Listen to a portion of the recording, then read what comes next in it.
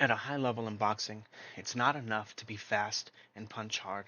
You also have to be clever and be able to set traps, show weaknesses, and be able to bait your opponent out of position with punches while you control space, hoping that your opponent is going to interact with you so you can counter their interactions.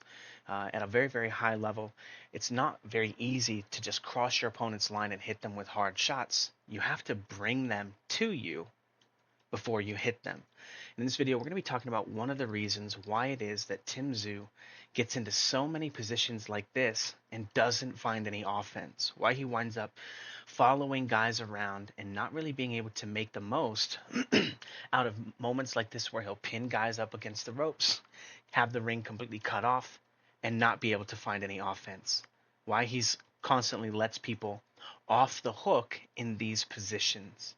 Okay, so first off, Tszyu, pretty good at going from the left shoulder control, as we can see him controlling here, jabbing.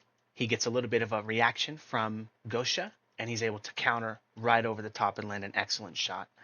We know it's not a case of Tim not being fast enough, not being athletic enough, not being those types of things, or not understanding the concept, right? So we're going to talk about, as we see, why it is that he doesn't get his probes off when he goes from his right side to his left side, or rather controlling with his rear hand, like we saw in those other clips, his opponents, those like Guillermo Rigondeaux crossing the line with the rear hand probe into the hook, and Golovkin doing a very similar move from a position like this and getting attacked, and coming back with his own left hook. Now, when Tszyu gets to these positions here and gets interacted with, he doesn't, number one, he's not on the right side of the line in this clip. He doesn't actually have a structure where he can bring his weight back. Okay, he's doing a lot of things wrong with his feet. But one of the things that he's trying to do when he makes it to the left side of the line, he's not actually looking to set his punches up. He's looking to get to this position just so that he can bring his back foot forward. Okay, and we're going to see again controlling, and I want you to pay attention to his foot here. Okay, when he puts this rear hand out here, he puts it out, and now watch his back leg. He tries to pick it up a little bit and bring it forward, and Gosha actually throws a punch at him when he does this. Okay, and this is the exact position as we saw with Guillermo Rigondeaux when he had that rear hand out there and the guy came back to attack him. He was able to whip his hook back. Uh, Golovkin, when he saw that probe coming, didn't touch him. It came, he slipped it, threw a hook. Tszyu is not really able to do this, okay? Now again, one, perfectly into the two, very, very capable of doing that. Getting a little bit to the front foot here, right? Where's the punches here? Finally finds a right hand here, off of his left hand control. Now he's moving forward, controls with the right hand, and again, look at him in this position here. He's in a perfect position with his right shoulder forward to rip back and come back with his left hook. The rhythm, the timing, everything sets up. The guy even makes the attack, and Tszyu winds up walking right into it. Now, again, as we take a look at him coming forward in these positions, not very good at getting planted and controlling space. Now look at that right hand. Again, he's using that to try to get his footwork in place. He's not even paying attention to the fact that he could be countering, that he could be getting an offense off of this, that he could be, because again, he's only using the rear hand probe there. Again, good shot here, right? Able to come back, but he's only using the rear hand probe as we see in this last clip here. Boom, control, and he's trying to take a step forward, right? He's only using it to control space. It's not a real probe for him.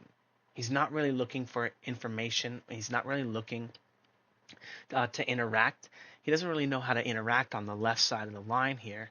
That's why it's so free for his opponents when he's controlling space to throw punches at him like that, and he has almost no reaction. Now, throws a 2, throws a 3, falls a little bit off balance, and look at his back leg after he throws that 3.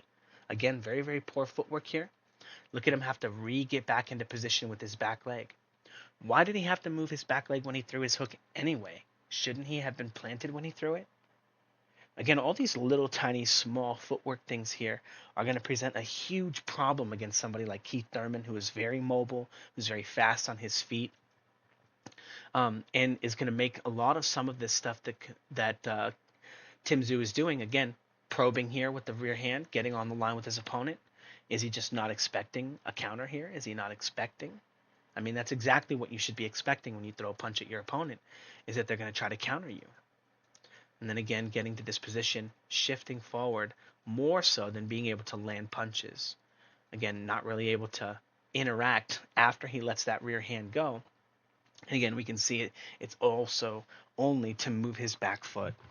So, anyway, I just found this to be really, really interesting going over the Tim Tszyu and Keith Thurman film. The full fight film study is coming out tomorrow, I think. So stay tuned. There's a premiere. There's also a ton of film studies on Patreon as well. And just in case you guys are curious, I don't have a clip up here, but one of my boxing students has or my not my boxing students, my MMA students has a fight February 23rd against a Jacoby Smith. My fighter's name is Jared McLaughlin. You guys want to check out his YouTube channel. He has a YouTube channel. It's just his name, Jared McLaughlin. You'll even see a clip in there, me holding pads for him on his channel. But if you guys want to kind of check out some of his training, some of the stuff that we're doing, yeah, Jared McLaughlin on YouTube, on Instagram, or whatever. I'll come up with the graphic, but he's one of the guys that I'm training down at Jackson Wink right now. I have a couple of guys that I'm kind of working with, and it's a good time. So, anyway, if you guys are interested, check that stuff out. And check out on Patreon if you guys want the full fight film studies. We're doing a lot of like Tim Tszyu, Keith Thurman stuff, and I think right now I'm right about to watch Keith Thurman fight Sean Porter. Not because I think it's going to be highly relevant of the film study. I mean, it's going to have some relevance, and we want to see some of the stuff, but it's old Keith Thurman, right? Keith Thurman's had like 5 fights in 6 years. Like, no rust though. Very, very good shape, very strong guy. But I just like watching it. I just like watching Sean Porter fight. I thought actually he was going to be at one point the guy that came out beating all those guys. Not Crawford, but all the other ones. But anyway, yeah, this is going to be a tough fight for Tim. His footwork lacks. His inability to probe from the left side of the line off of his rear hand is going to make it difficult because Keith Thurman's been dodging 1-2s his whole life. Kinda. I think Keith Thurman's maybe not the best against a good 1-2 because he doesn't keep his hands up. But this is a huge flaw for Tim Tszyu. This is a huge amount of offense. This is a huge amount of time that he spends in front of his opponent on the line where he's controlling space and he's not able to make an attack. And Keith Thurman's very fast, and if he gets kind of whiff of this pattern that Keith Thurman or that Tim Tszyu can't defend himself when he's probing with the rear hand, he'll be able to land hard shots and circle and get off the line away from Tim Tszyu. Maybe steal a fight.